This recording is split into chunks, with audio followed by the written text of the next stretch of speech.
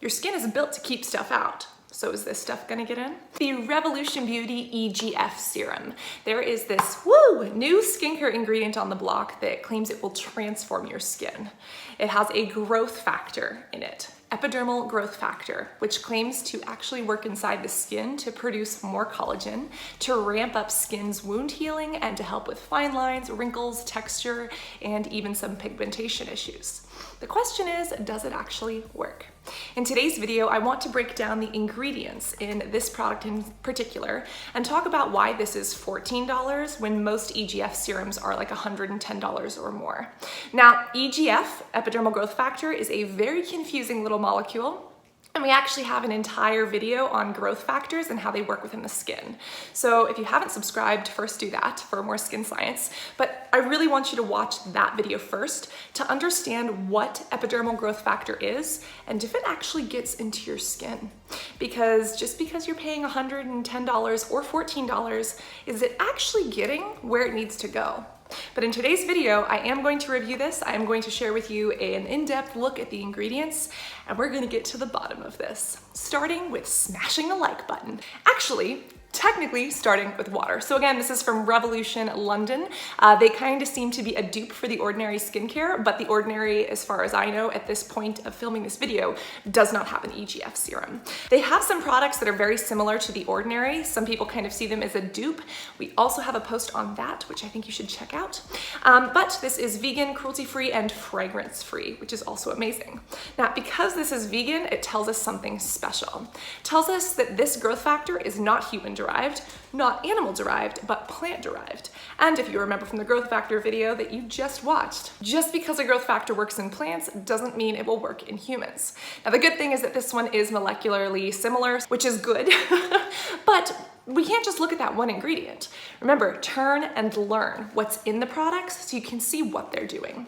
Again, the very first ingredient that we have here is water. This is great, no problem. And as we look further down the list, there are some other ingredients here that are water soluble, which is excellent. Second, we have propanediol, and we've seen this in a lot of other skincare products, both in general and ones that we've actually reviewed on this channel.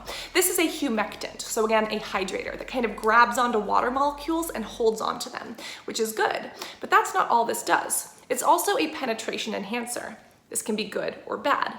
As a penetration enhancer, if there are good things in this formula, that's good because they get deeper. But if there are bad things in this formula, that can be bad, if not dangerous. And down the list, I see one that I wouldn't call bad, disodium EDTA, we're gonna talk about in just a minute. But again, I wouldn't want this penetrating super deep. And if we do look, the actual EGF that they're using, the plant-derived source, that kind of looks like it should be from barley, if they're using the one that I looked up online, and actually tried to purchase myself, but then didn't, because they wanted like gigantic quantities, and I was like, nah, I'm gonna wait for the science to come out before I buy a 55-gallon drum of that. No, literally, that's been my day today. So then the next ingredient in here is glycerin, otherwise known as glycerol. You might actually get this inside of food.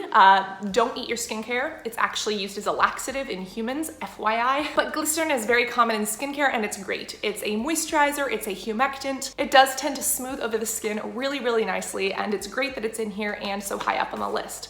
Now, when we look at the viscosity of this product, viscosity meaning how liquidy or how chunky it is, it's a very, very smooth product, but we can also see that it kind of looks like water. So seeing as water is the first ingredient, my initial thoughts is that this is mainly water, and when we're looking for that 1% mark, it's probably going to be pretty high up on the list. And this could be a glycerin consistency. I have a feeling that the next ingredient, kind of between this glycerin and this butane glycol, is where we're hitting that 1% mark.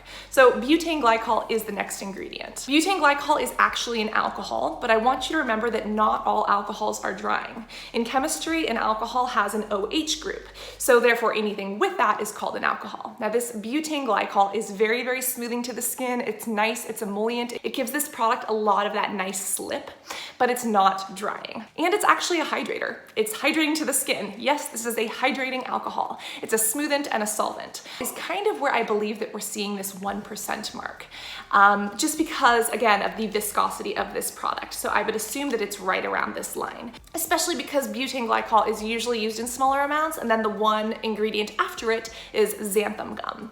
Now, xanthan gum is a thickener. It's actually used in cooking and in food as well. And this as a thickener is kind of a replacement for gelatin in food. But again, it gives this ingredient, or it gives this product a lot of that kind of goopiness. Now again, it's usually used in small amounts, so I believe that this is where that line is. Now remember, cosmetic companies put in their ingredients from most concentrated, the highest amount, to the least amount, up until that 1% line. At the 1% line, they can switch it all around. Now, I don't know if Revolution is just dumb or if like something is missing here, because it seems that they actually didn't mix around the ingredients at all. It actually looks like they listed them in order of concentration. I was not in their manufacturing lab, so I don't know that for sure, but I would kind of assume that that's actually what happened. But again, I think that somewhere around here is around that 1% line. And if you're curious about the 1% line or how to figure it out for yourself, we've actually filmed an entire video on it. Please open this in a new tab, add it to your watch later list, because that's gonna help you in the future. The next ingredient that we have is sodium benzoate. This is a salt and benzoic acid.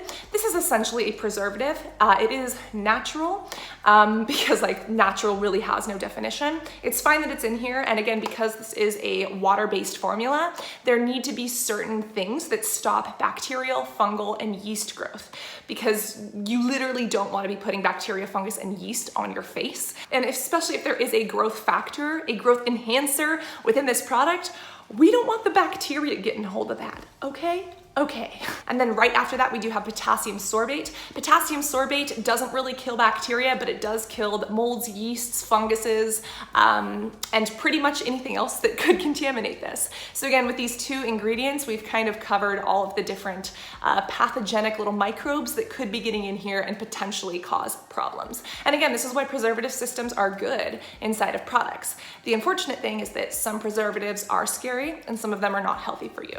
So there's another video on that because that's a very, very long topic of discussion. Next, we have phospholipids. Now, these are fascinating.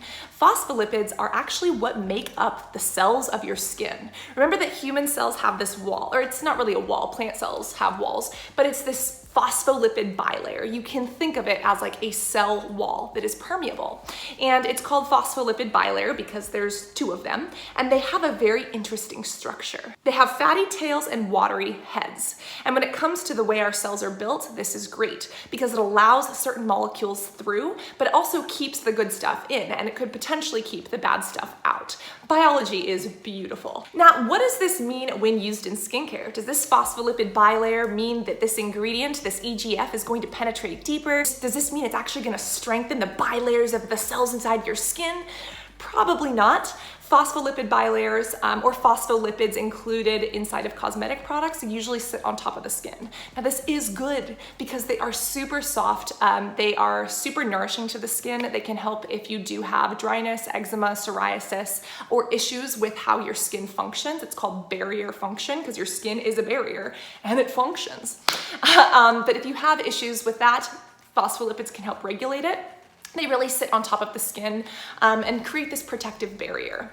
Now, there may be some truth that they could penetrate deeper into the skin through those different layers and potentially carry other molecules with them. But specifically, the EGF is a pretty large molecule. I believe it's 52 or 53 amino acids long. So who knows if it's actually penetrating, but I like to see that in here. The next ingredient that we have is disodium EDTA. This is what we talked about a little bit before. This is one of those ingredients that some people are super afraid of, some people love. I'm not afraid of it. I don't go seeking it out in my products, but it's something that I do keep an eye on. Disodium EDTA is a chelating agent, and in chemistry, that means that it kind of seeks out metal ions, and it binds to them and deactivates them. It's a whole bunch of fancy talk, but basically in this product, it is enhancing the way the product works and feels. It also is probably contributing a little bit to the viscosity of this, so again, kind of how it feels. And again, some people hate it, some people don't mind it.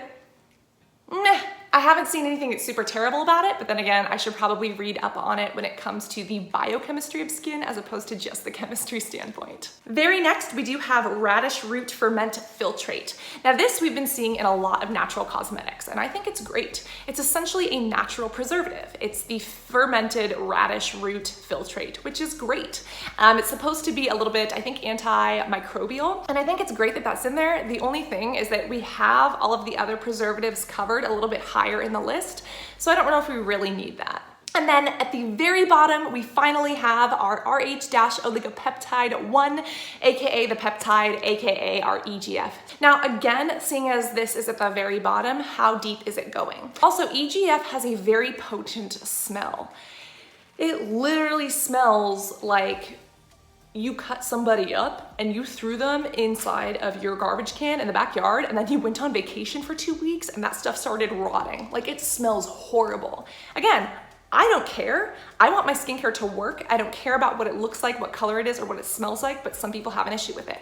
Now, when we smell this, it literally smells like cherry blossoms. Remember, this is fragrance free. So what is causing this smell? I would assume that it is the radish root. It could be one of these other preservatives. I assume that it's the radish root, but again, it smells really pleasant.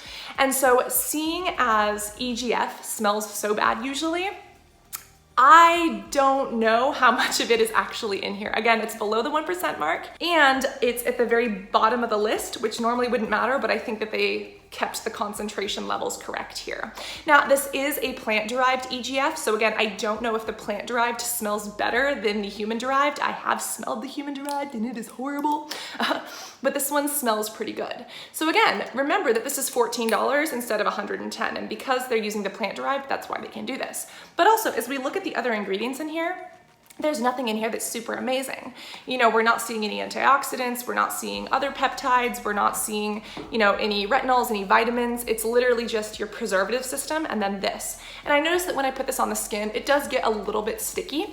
It plays well with other ingredients, but you also might want to use it as like a makeup primer.